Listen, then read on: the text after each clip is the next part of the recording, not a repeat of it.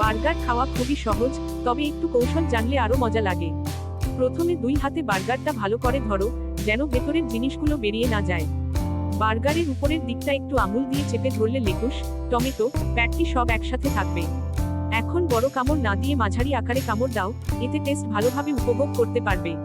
প্রতি কামড়ের সময় বার্গারটা সামান্য ঘুরিয়ে নাও, যাতে চারপাশ সমানভাবে খাওয়া যায়। যদি সস বা চিজ গলে পড়তে থাকে, তবে কাগজ বা টিস্যু দিয়ে বার্গারটা ধরে খেলে ঝামেলা কম হবে। সবচেয়ে গুরুত্বপূর্ণ হলো খেতে খেতে আস্তে আস্তে উপভোগ করা, কারণ বার্গার হলো শুধু খাবার নয়, এক ধরনের আনন্দের অভিজ্ঞতা।